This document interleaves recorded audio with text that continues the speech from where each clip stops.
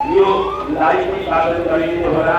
यहाँ मेरा पितृहरूको एउटा पाई कविता म लक्ष्मीनारायण आमा केशरी, कविता म भगेन्द्र आमा रमा। हामी सपरिवार आमा धनमाया कौशिकको बिमारी हुनुहुन्छ। तोता तुलसी वर्ष भागवती कमला देवी देव गोपाल मोना स्नेहा एलिसा सपरिवारबाट विश्व शान्तिको कामना श्री शिव महापुराण 18 महापुराणले आमाको स्वास्थ्य लाभोस् भन्ने कामना गर्दै तुलसी लुइटेल फोन नम्बर 6825823187 यसरी उहाँले लाइभलाई भक्तबन्धु भगवान यति एकपल्ट राजाले भनिदिनु न। सङ्गम धर्मदर्शन युट्युब च्यानलको माध्यमबाट माइको दक्षिणाहरू लगायत हजुरहरूको दिनको लागि दक्षिणा सबै ठाउँ अलिअलि मिलाइदिनु होला। शिवपुराणको सेवा इन्द्र कुमारी गुरुङ सपरिवार हङकङबाट $3,218, सम्झना गुरुङ सपरिवार $100, पदम कुमारी गुरुङ सपरिवार हङकङबाट $200, सानु राई सपरिवार हङकङबाट $300, स्वर्गीय धनमाया तामाङको नाममा हङकङबाट भारत माता की, भारत माता की। इस पवित्र मंच पे हम सब के बीच में उपस्थित हम सबके परम आदरणीय श्री श्री 1008 आचार्य महामंडलेश्वर अंतर्राष्ट्रीय बाल संत स्वामी परम श्री रामेश्वरन नंद जी, अंतर्राष्ट्रीय कथावाचक परम आदरणीय श्री धनश्याम खनाल जी, साथ ही अंतर्राष्ट्रीय कथावाचक श्री श्री कुबेर सुवेदी जी,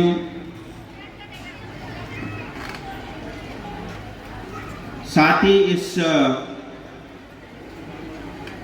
पवित्र उपस्थिति में हम सब के बीच में ये हम सब का परम सौभाग्य है कि अनेक संत समाज हमारे बीच उपस्थित हैं। इतना ही नहीं, हमारे बीच में अतिथि के क्रम में हम सबके परम आदरणीय और पूजनीय ऐसे हम सबके अभिभावक श्यामादा उपस्थित हैं। आदरणीय कर्नल पीके शर्मा जी, साथ ही प्रवीण अग्रवाल जी, हम सबके अति प्रिय राजेंद्र शर्मा जी, टीका प्रसाद जी, हेमंत भाई और साथ ही समस्त वॉलेंटियर्स जो इस कार्यक्रम को सफल बनाने में अपना योगदान दे रहे हैं। इस परम धाम और गुरुकुल के विद्यार्थीगण, मीडिया के साथी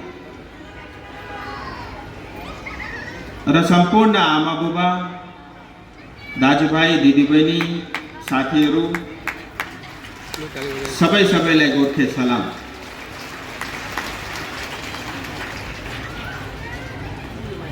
मुझे लगता है आज के संबोधन में मुझे एक बार तो ये भी कहना चाहिए कि सभी परम भक्तगण, मैं आप सबका भी स्वागत करता हूं, जो इस भक्ति के रस में इतना लीन है। और कार्यक्रम सिलीगुड़ी के इस मिलन मोड़ क्षेत्र में हो रहा है, लेकिन आप यकीन मानिए आपको पूरा देश और पूरी दुनिया देख रही है। और अपने आप में ये आश्चर्य है। और ये हमारी सनातन धर्म की रीति है। खैर, मैं उस पर ज़्यादा भाषण दूँ ये ठीक नहीं लगता। हमारे बीच में पूरा संत समाज है, बट यही सब है जिसकी वजह से आज हम जीवित है, हमारी आत्मा जीवित है, हमारे संतों की ये देन है। और ऐसा बहुत मन में कई बार विचार आता है और आना भी स्वाभाविक है।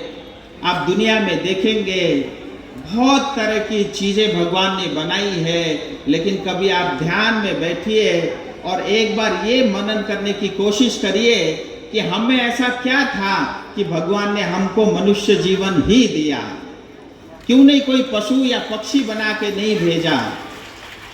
तो आप पाएंगे, आपको ऐसा महसूस होगा कि साक्षात भगवान आपके अंदर है, आपकी आत्मा में बसे हुए हैं और आपको यह जीवन दिया है, जाओ और दूसरे के काम आओ।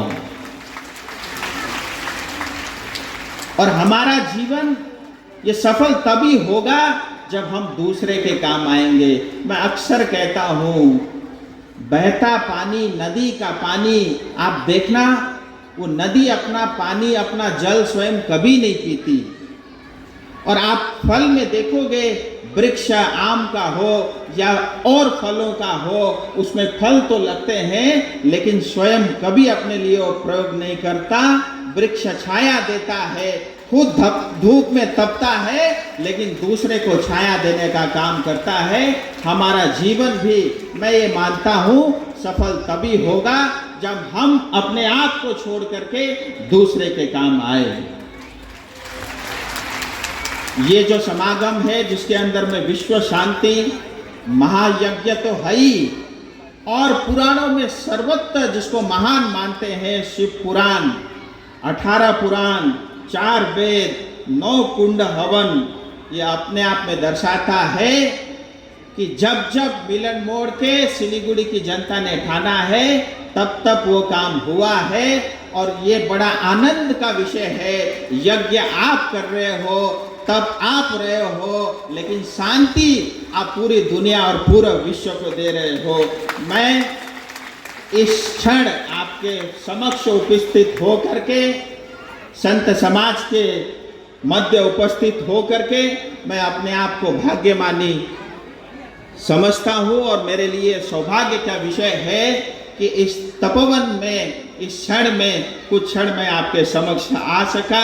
ये मेरे लिए अपने आप में सौभाग्य का विषय है। जहाँ तक गुरुकुल है, ये जो धाम है, अपने आप में इतने सारे विद्यार्थी वेद से लेकर के, पुराण से लेकर के, हमारी सनातन धर्म से लेकर के विभिन्न ज्ञान प्राप्त कर रहे हैं। और आने वाले समय में आप देखेंगे यहाँ जो छोटे छोटे पौधे लगे हैं, एक दिन वो बड़े वृक्ष होंगे और पूरी दुनिया में मिलन मोड़, सिलीगुड़ी और पूरे बंगाल का नाम रोशन करने वाले हैं।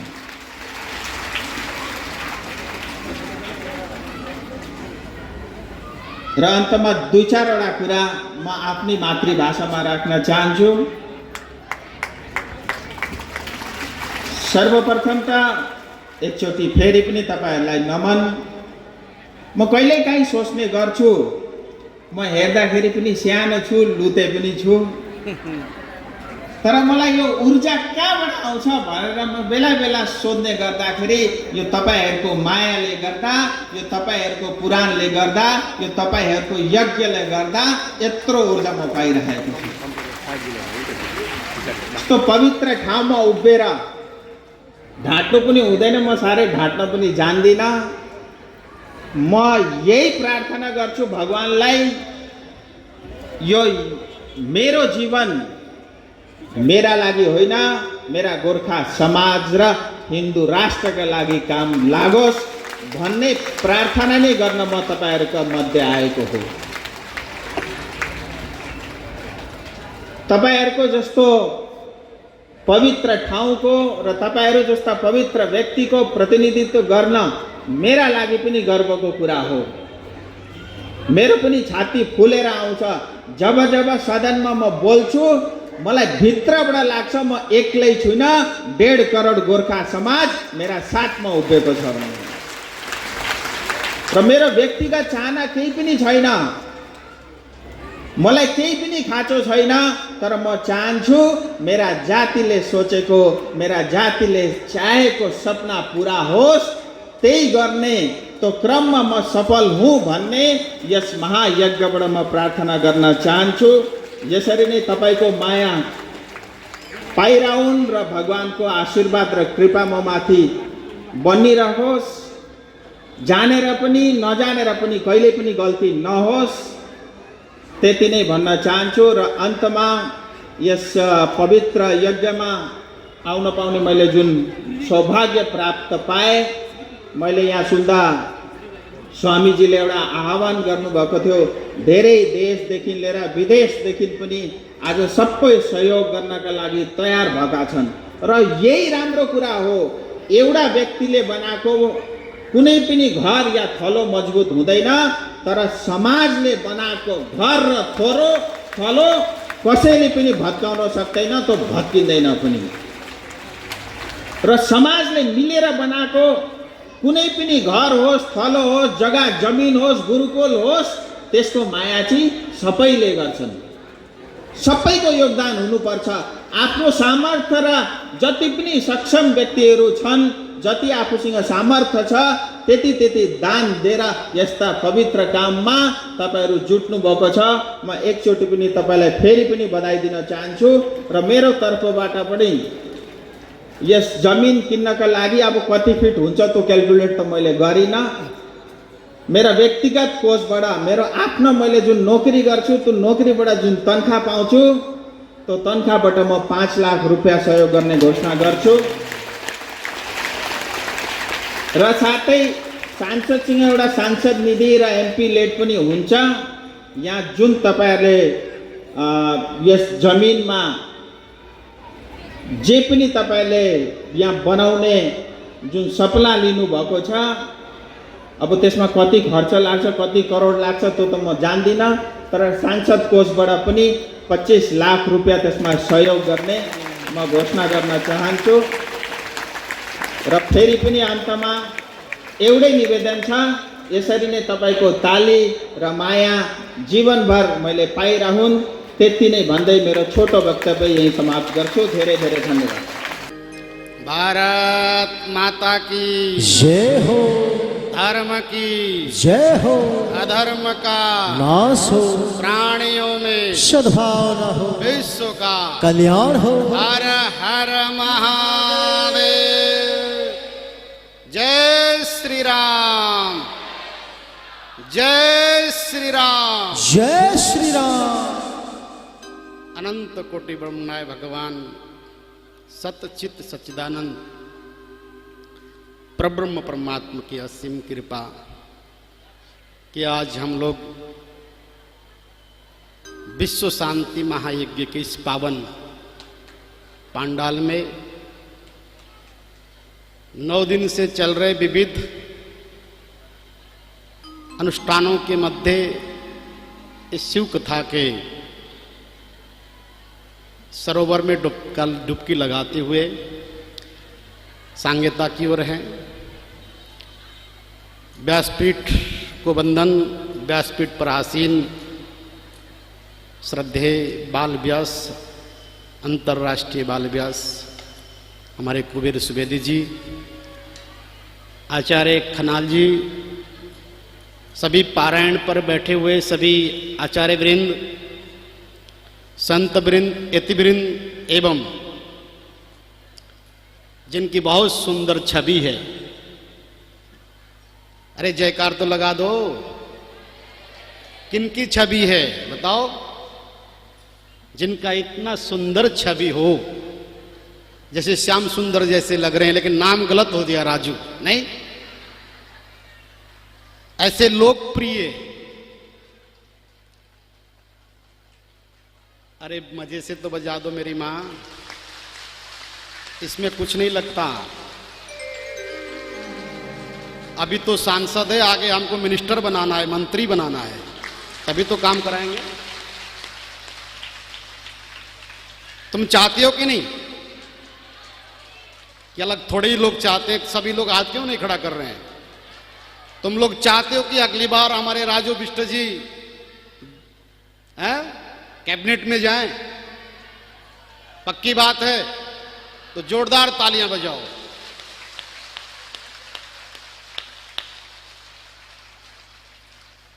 विश्व शांति महायज्ञ के आयोजक, कई बार मैं कहा करता हूं ना, सूक्ष्म रूप धरि सियाई दिखावा, विकट रूप धरि लंक जरावा। हमें राजन सुवेदी जी, उनकी सारी टीम, जिन्होंने 25 वर्षों से संघर्ष करते हुए इस पावन वेद विद्यापीठ को, पूरी दुनिया की गंदगी को जो साफ करता है, ध्यान से सुनना, जो अंदर के चित्त की वृत्ति को मिटाकर निवृत्ति के मार्ग में ले जाते हुए जो हमारे जीवन को पावर करने वाली ऐसे वेद भगवान की सेवा में अपने जीवन को समर्पित करने वाले ऐसे हमारे इस कमेटी के मेंबरगण एवं आप लोग, आपसे ही तो संभव हुआ इस विद्यापीठ का। मैं ज्यादा समय नहीं लूंगा क्योंकि राजू जी को जाना है, ना मैं कोई प्रवचन करूंगा, बस 2-4 बात बोलनी है। आप लोग बड़े भाग्यशाली हो, इतने आनंद से कथा सुन रहे थे। सीता राम चरण रति मोरे। हमारा यदि जीवन वन हो, हमारा जीवन स्वच्छ हो, हमारा जीवन पवित्र हो और आनंद की गंगा में डुबकी लगाना हो, तो जानते हो कहां जाकर? इसी प्रकार के इन वेद विद्यालय में, संस्कृत विद्यापीठ में, गुरुकुलम के माध्यम से ही हो सकता है। यदि गुरुकुल न होते तो ये आचार्य आपको मिलते, गुरुकुल न होते तो ऐसा हमको सांसद मिलता, गुरुकुलम न होते तो भारत में संत मिलते, और गुरुकुल न होते तो आपको क्या ज्ञान मिलता, भक्ति मिलती, बताओ? उन गुरुकुल के माध्यम से जो निकले हुए बालक, जो बटुक हैं, आप देख रहे हो ना, पूरी समाज को सींचने का काम करते हैं, एक कल्प वृक्ष का निर्माण करते हैं, और उस कल्प वृक्ष के माध्यम से पूरे समाज को, जिस तरह से हिमालय से निकलने वाली गंगा, उसका लक्ष्य सरोवर तक जाने का होता है, उसका कोई अपना और पराय नहीं है, सागर तक को पहुंचती है। वहां हर प्रकार के कीड़े मकोड़े, पशु पक्षी, मानव दानव सब आकर पावन होते हैं। यह भी एक उस सरोवर की तरह ये विद्यापीठ है, जहां आकर हर व्यक्ति को ज्ञान, शिक्षा और अध्यात्म की एक ज्योत मिलती है, जिसके कारण से हमारे जीवन में एक नए सूर्य की उदय होता है। अभी अभी कुछ दिन पहले मैं मणिपुर में गया। बहुत सुंदर 6 महीनों से चल रहा हुआ यज्ञ चल रहा था। मुझे राजन जी का कहना था, मैं बहुत व्यस्त था। देखो भाई, हम लोग तो अखाड़ा के महात्मा हैं, फिर बहुत सारी चीज व्यवस्थाएं हैं, तो बहुत समय का अभाव भी होता है। इसलिए कहते हैं अन्न का कण और संतों का क्षण बहुत दुर्लभ होता है। और राजू जी ने तो बहुत अच्छी बात कही कि मानव जीवन बहुत दुर्लभम मानसो देही। मैं कई बार कहा करता हूं, बहुत दुर्लभ है हमारा जीवन, मनुष्य योनि पाना। और इस धरती में, इस मृत्यु लोक में तो देवताएं भी ये प्रार्थना करते हैं प्रभु से, हे परमात्मा, हे प्रभु, हे नारायण, एक बार मुझे मृत्यु लोक में जन्म मिले तो मैं भजन कर कर, भक्ति कर कर अपने जीवन को पुनः पावन करूंगा, आवागमन के चक्रों से मुक्ति प्राप्त करूंगा। ये देवताएं भी कहते हैं। जब मैं वहां गया तो राजू जी ने जब अपने उद्बोधन में वहां जो आपने उदारता दिखाई, वहां भी उन्होंने इसी प्रकार से अपनी खजाना उस विद्यालय के लिए, उस विद्यापीठ के लिए, उस गुरुकुलम के लिए प्रदान किया। अरे ताली तो बजा दो, इसमें क्या मोल लग रहा है? और आज मैं हुई से इनको जानता हूं, हम लोग तो बहुत। और एक बात बताऊं, उनके साथ एक शख्स ऐसे बैठे हैं, श्यामाचरण जी, जो देखने के लिए कपड़े केवल बार श्वेत वस्त्रों में है, लेकिन ये वो सन्यासियों का कार्य करते हैं। घर घर में जाकर आप सबको जगाकर इस राष्ट्र की समृद्धि के लिए, इस देश की समृद्धि के लिए, इस संस्कृति की समृद्धि के लिए, संस्कृति की रक्षा के लिए अपने आप को समर्पण करके समाज को लिए सौंपते हैं। भाइयों बहनों, एक बार और कहूं, हमारे पास तो आश्रम भी हैं, उनके पास तो कोई अपना आश्रम भी नहीं है। वो तो आज यहाँ हैं, कल वहाँ हैं। आपने देखा ना, मुकुल जी ने, हमारे मुकुल जी ने कितने सुंदर बात कही, हमारे चंपत राय जी ने कितनी सुंदर बात कही। गहन करो, मनन करो, जीवन बहुत दुर्लभ है। बहुत कठिन है। और ऐसे जीवन में ऐसे ऐसे व्यक्तियों को प्राप्त करके उनका संदेश सुनकर हमारा जीवन कैसे सार्थक हो सकता है, इस पर विचार करना चाहिए। और आज मैं एक बात बड़े भाव से कहूँगा कि हमारे राजू जी ने जो दिल खोलकर यहाँ जो योगदान दिया है, मैं आपको हृदय से साधुवाद कहूँगा। क्योंकि 12 वर्षों से इस विद्यापीठ में मैं भी आता हूँ। मेरा भी एक संकल्प, एक विकल्प किस प्रकार से प्राप्त हो, नित्य नैमित्य चिंतन करता हूँ। 2014 में इसी मंच में जब मेरी कथा भागवत जी की चल रही थी, तो भारतीय जनता पार्टी ने अलूवालिया जी को यहाँ टिकट दिया दार्जिलिंग सीट से, और सबसे पहले कथा के मध्य में आकर 1.5 घंटा उन्होंने यहाँ कथा सुनी। और राजन जी से बोला कि मैंने गुरुजी को हरिद्वार में देखा है, लेकिन मैं यहाँ एक बार मिलना चाहता हूँ। जब मुझसे मिले तो मैंने उनसे एक बात कही, यहाँ के लोग भावुक हैं, बड़े श्रद्धावान हैं, ध्यान रखना आपको सीट तो मिल जाएगी, लेकिन आप यहाँ के लिए क्या कर सकते हो ये आपको मंथन करना है, आपको चिंतन करना है। लेकिन भारतीय जनता पार्टी ने उनको जो सीट दिया, आज मैं जो कहना चाह रहा हूं, दूसरा मौका हमारे राजू जी को मिला। मुझे मालूम पड़ा कि यहाँ आके आपने मत्था टेका, क्योंकि ये साक्षात सिद्ध पीठ है। आपने परसों हमारे मुक्तिनाथ जी से सुना, जहां वो कथा सुना रहे थे उस वृक्ष में नागराज आकर खड़े हो गए, तो इसलिए नागेश्वर धाम बना।